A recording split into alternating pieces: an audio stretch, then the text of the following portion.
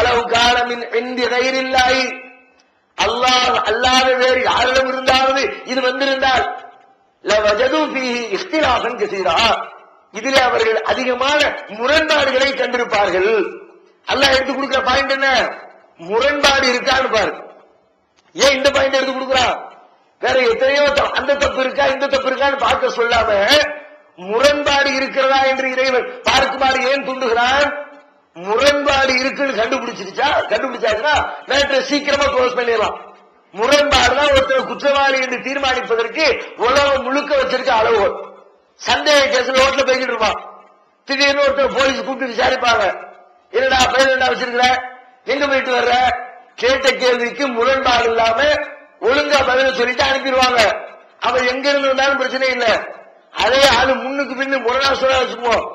முதல்ல தென்காசி இருந்து வர்றேன்னு சொல்லிவிட்டு அதுக்கப்புறம் ஒரு அரை மணி நேரத்துல இல்ல திருச்செந்தூர்ல இருந்து வர்றேன், உடனே பிடிச்சி ஆளை ஓரம் கட்டி ஐயாட்ட அனுப்பி பார்த்து முன்னுக்கு பின் முரணா பேசுறான் என்னன்னு விசாரிக்கணும். 2 நாள் லாக்கப்ல வச்சு எங்க இருந்துடா வந்த.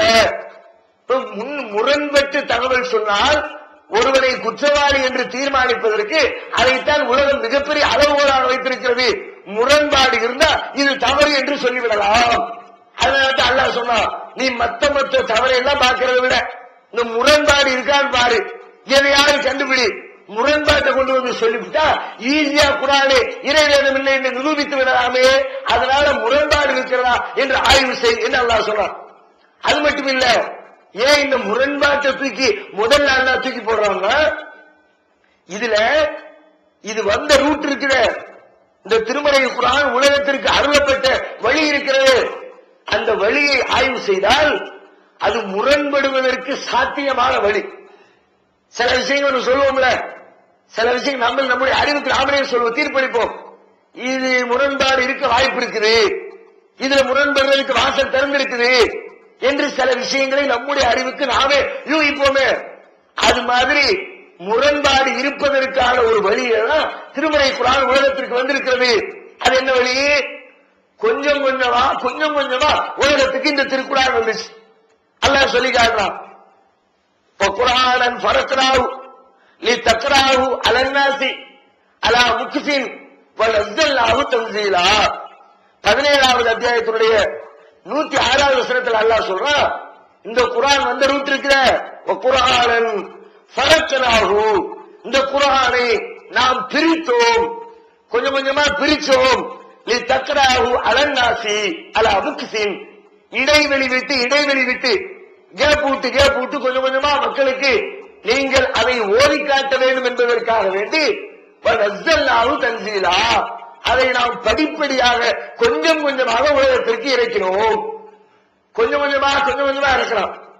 ஒரே மூச்சில குர்ஆன் முழுதும் எழுதப்பட்டிருந்து வச்சுக்குவோம், அதுல முரண்பாடு கண்டுபிடிக்கிறது ரொம்ப கம்மியா தான் கண்டுபிடிக்க முடியும்.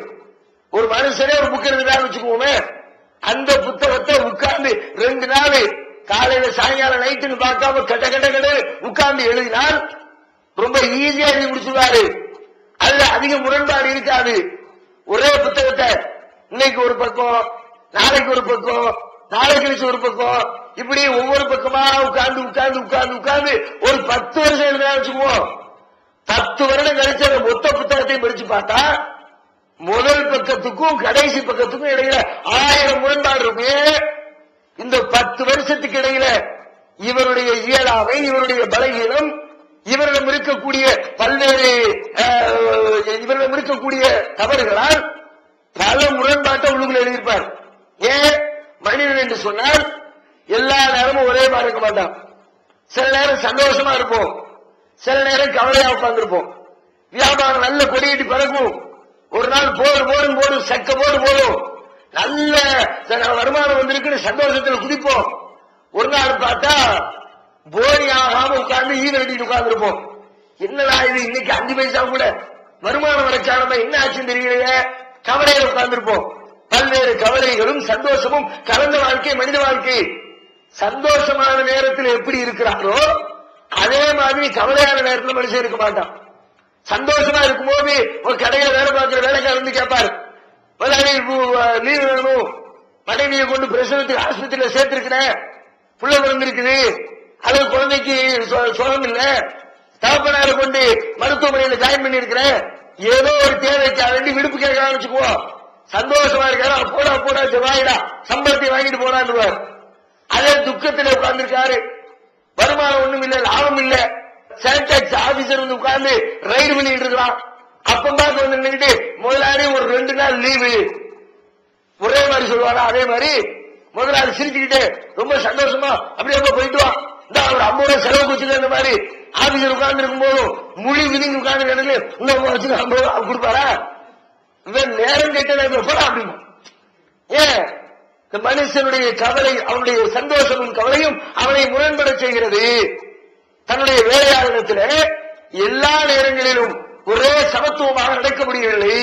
ஒரு நேரத்தில் மகிழ்ச்சியை வெளிப்படுத்துகிறோம், மறு நேரத்திலே கோபத்தை வெளிப்படுத்துகிறோம், ஒரு நேரத்திலே சந்தோஷத்தை வெளிப்படுத்துகிறோம், இன்னொரு நேரத்திலே வெறுப்பை வெளிப்படுத்துகிறோம். இது இயற்கை. வெற்றி தோல்வி, சந்தோஷம் துன்பம் பலகீனம் முகத்தாச்சனை 2 பேரும் ஒன்னா இருப்போம், கூடி குழாவிக்கிட்டு இருப்போம். எங்க போனாலும் சேர்ந்தே போறது. எப்ப பார்த்தாலும் இரட்டையர்கள் சொல்ற அளவுக்கு சில பேர் பார்த்திருப்போம். டீ கடையில தனியா டீ குடிக்க மாட்டார். டீ கடையில போய் நின்னா கூட வரட்டும்பா வரட்டும்பா நின்றுட்டே இருப்பார். எதுக்கு? அவன் வந்த பிறகு சேர்ந்து டீ குடிப்போம். இப்படி ஒவ்வொன்னுக்கும் எங்க போனாலும் போனாலும் 2 பேரு, கடைக்கு போனாலும் 2 பேரு, பள்ளிக்கூடத்துக்கு போனாலும் 2 பேரு சேர்ந்தே ரெட்ட புள்ள, ஒட்டி பிறந்த ரெட்ட புள்ள மாதிரியே பயணம் தொடங்கும். நாள் நல்லா ஓடிக்கிட்டே இருக்கும். திடீர்னு ஏதாவது ஒரு பஞ்சாயத்து, 2 பேருக்கு மத்தியில் மனக்கசப்பு, 2 பேரும் பிரியக்கூடிய சூழ்நிலை ஏற்பட்டுருச்சு. பெரிய பாரதூரமான காரணம் ஏற்படும் அவசியம் இல்ல. சின்ன அல்ப மேட்டர்ல 2 பேரும் அடிச்சுக்கிட்டு நீயா நாளா நிப்பாங்க. நேற்று வரைக்கும் எவ்வளவு உசுறு நண்பன்பா, அவனுக்காக என் உசுரை கூட கொடுப்பம்பா, அப்படி டைலாக் கிடைச்சவரு இன்னைக்கு நேர் உள்டாவா இருக்கும். அவனை பத்தி தெரியாதா? அன்னைக்கு நாங்க காலேஜ் போகும்போது என்னெல்லாம் சொன்னா தெரியாதா? அன்னைக்கு நாங்க கடையில போய் நிற்கும் போது எதையெல்லாம் சூட்டுலாம் தெரியாதா? வந்த வாரத்தை பூரா அவுத்து விடுவார், முரண்பட்டுவார். ஆரம்பத்தில் 2 மாசம் சேர்ந்து இருக்கும் போது இருந்த நிலைமை வேறு, பிரிந்த பிறகு உருவாயிருக்கிற நிலைமை வேறு. ஏன்? ஆரம்பத்தில் பாசமா இருந்தோம், இப்ப வெறுப்பாயிட்டோம். ஆரம்பத்தில் ஒற்றுமா இருந்தோம், இப்ப பிரிவினை ஆயிட்டோம். இப்ப 2 வாழ்க்கைக்கும் இடையில 4 மாசத்தை முந்தி பார்த்தா ஒரு நிலை, 4 மாதத்திற்கு பிறகு பார்த்தால் இன்னொரு நிலை. மனுஷ வாழ்க்கை இப்படித்தான் இருக்கும், ஏற்றத்தாழ்வுகளோடு இருக்கும். அப்ப பல திருக்குறான் எத்தனை வருஷம் இறங்குது? கொஞ்சம் கொஞ்சமா இருக்கணும். அல்லாஹ் சொன்னானே 2 நாள்ல இருக்கனானா, 2 வருஷத்துல இருக்கனானா, 5 வருஷத்துல இருக்கனானா, 15 வருஷத்துல முடிச்சானா? 23 ஆண்டு காலம் நபிகள் நாயகம் ஸல்லல்லாஹு அலைஹி வஸல்லம் அவர்களுடைய நபித்துவம் கிடைக்கப்பெற்ற அந்த 40வது வயது துவங்கி அவர்கள் மரணமடைந்த 63வது வயது வரைக்கும் கொஞ்சம் கொஞ்சமா காலத்திற்கு தகுந்தார் போன்று அல்லாஹ் ரப்பல் ஆலமீன் இந்த குர்ஆனை இறக்கியிருக்கிறான். அதான் அல்லாஹ் சொல்றான், இந்த முரண்பாட்டை கையில எடுத்து கொடுத்ததுக்கு என்ன காரணம் தெரியுமா? வந்திருக்க ரூட்டை பார்த்தா முரண்படுவதற்கு வாய்ப்பு நிறைய இருக்கிற ரூட். ஒரே நாள்ல வரல, 23 வருஷமா வந்திருக்குது, கொஞ்சம் கொஞ்சமா வந்திருக்குது. மனிதன் சொல்லி இருந்தால் அதை முரண்பட்டு சொல்லி இருப்பான்.